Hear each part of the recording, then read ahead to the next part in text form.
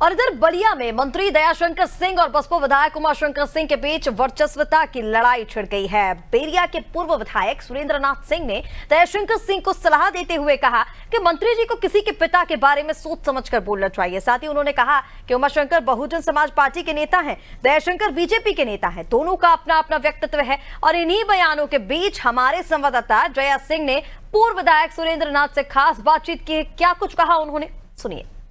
बलिया की सियासत में सबसे बड़ा जो सियासत गरमाया वो दयाशंकर सिंह और उमाशंकर सिंह का विवाद लेकर। दयाशंकर ने जिस तरीके से उमाशंकर पे पटाक्षेप किया और आरोप लगाया, लगातार सियासी गर्मी जो है बढ़ती जा रही है। इस पर खास बातचीत करने के लिए इस वक्त हमारे साथ बैरिया से पूर्व विधायक हैं सुरेंद्रनाथ सिंह, इनसे ही बातचीत करेंगे।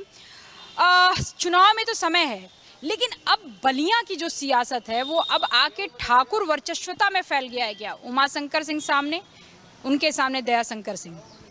देखिए, हकीकत यह है कि ठाकुर की परिभाषा शायद नहीं जानते हैं। क्षत्रिय का मतलब होता है कि अत्याचार के विरोध में खड़ा होने के स्वभाव को क्षत्रिय कहते हैं, गरीबों को देकर कुछ देने के स्वभाव को क्षत्रिय कहते हैं, और अत्याचार के विरुद्ध में साहसपूर्वक उसका सामना करने के संस्कार को क्षत्रिय कहते हैं। तो उमाशंकर सिंह जी और दयाशंकर सिंह जी का जो द्वंद्व है वो प्रासंगिक नहीं है, वो अनावश्यक है और अप्रासंगिक है। उमाशंकर सिंह जी कोई भी ऐसा नहीं है कि वो आदमी भले हम लोगों के विपक्ष में है, लेकिन अमर्यादित टिप्पणी कभी नहीं करते हैं। और दयाशंकर सिंह जी को भी इससे बचना चाहिए। उन्होंने जो भी किया था वो बहुत मर्यादित टिप्पणी नहीं थी। दयाशंकर सिंह ने कहा था कि उमाशंकर सिंह को तो बोलना ही नहीं चाहिए, उनके पिता जो हैं वो तेल बेचते थे। बिल्कुल अप्रासंगिक बात है। शायद उसके पहले वाली बात वो भूल जाए, जानकारी ना हो तो जानकारी कर लेना चाहिए। सेवानिवृत्त वो सेना के जवान हैं।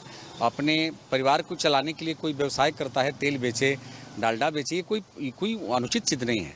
परिश्रम लोग करते हैं, मजदूरी तक करते हैं लोग, इससे क्या हो जाएगा भाई?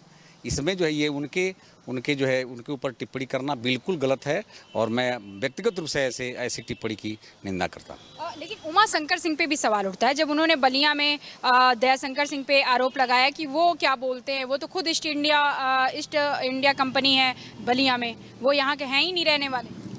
देखिए, बिल्कुल नहीं बोलना चाहिए, किसी को भी नहीं बोलना चाहिए। राजनीति में कोई कहीं से भी जाकर के चुनाव लड़ता है, जीतता है, हारता है, ये कोई गलत बात नहीं।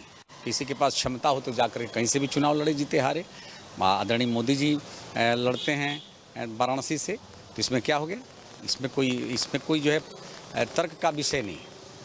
ये भी सवाल उठने लगा कि जिस तरीके से अभी ठाकुरों की बैठक हुई थी लखनऊ में सुरेंद्र जी, वहाँ पे तमाम ठाकुर विधायक भी इकट्ठा हुए थे, दयाशंकर सिंह का भी नाम था उसमें। लेकिन जिस तरीके से उमाशंकर सिंह दयाशंकर सिंह आमने सामने आ गए, तो फिर ये लगा कि अब बलिया की जो सियासत है वो ठाकुर वर्चस्वता की आ गई है क्या? देखिए, उमाशंकर सिंह जी बहुजन समाज पार्टी के नेता हैं। आदरणीय दयाशंकर सिंह जी जो है भारतीय जनता पार्टी के नेता हैं।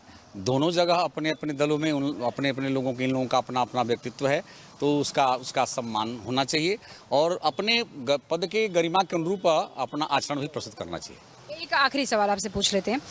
इसमें जिस तरीके से योगी आदित्यनाथ पे आरोप लगाया जाता है कि क्षत्रियों का बहुत बोलबाला है, जैसे आपने कहा कि क्षत्रिय का सेवा धर्म है, लेकिन एक आरोप लगता है कि क्षत्रियता जो ठाकुर वर्चस्वता है वो इस सरकार में चरम पर है और ब्राह्मणों का जो है वो अनदेखी हो रही है। देखिए, जो भी इस तरह की टिप्पणी कर रहा है बिल्कुल या तो अज्ञानी है, नहीं तो उसके पास राजनीति का कोई ज्ञान ही नहीं है। जो भी योग्य होता है, क्षमतावान होता है, उसको नेतृत्व प्रदान किया जाता है।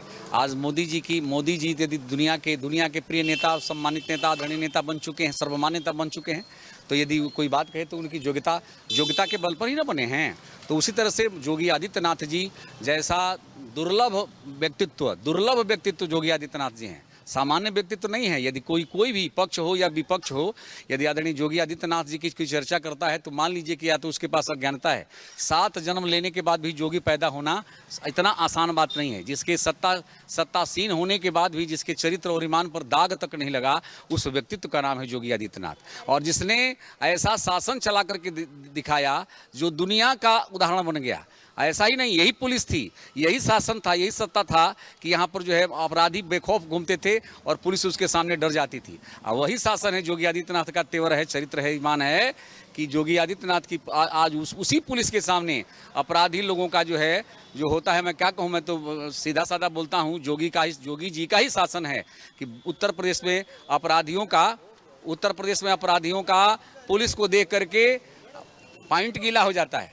यही स्थिति है। तो ये साधारण बात नहीं है। यही प्रशासन का तेवर होता है। यही प्रशासन का तेवर होता है। और जो योगी आदित्यनाथ जी ने मॉडल प्रस्तुत किया है, पूरी दुनिया मुख्यमंत्री होकर के यदि पूरी भारत की धरती पर पूरी दुनिया में अपना ख्याति प्राप्त किया तो उस नेता का नाम है योगी आदित्यनाथ, और उस व्यक्तित्व के चरित्र और ईमान का सलाम है, प्रणाम है। और भगवान करे ऐसे नेता हो जाएं तो भारत वास्तव में राम राज्य की कल्पना को साकार कर सकता है। ये थे सुरेंद्र नाथ सिंह। इनका साफ तौर पे कहना था कि जिस तरीके से योगी आदित्यनाथ पे क्षत्रियता का जो आरोप लगाया जो बिल्कुल निराधार है। योगी आदित्यनाथ जैसे संत आदमी जिस तरीके से राज्य का प्रशासन को चला रहे हैं वो एक बहुत बड़ा उदाहरण साबित करता है। और जिस तरीके से लगातार दयाशंकर सिंह और उमाशंकर सिंह के बीच में जो बलिया में विवाद ठाकुर वर्चस्वता की बात कही जा रही है वो बिल्कुल गलत है। और दयाशंकर सिंह को इस तरीके का बयान देने से परहेज करना चाहिए। उमाशंकर सिंह के पिता के बारे में जरूर संज्ञा लेना चाहिए। कैमरामैन जिशान के साथ मैं जया सिंह, अनारी टीवी, लखनऊ।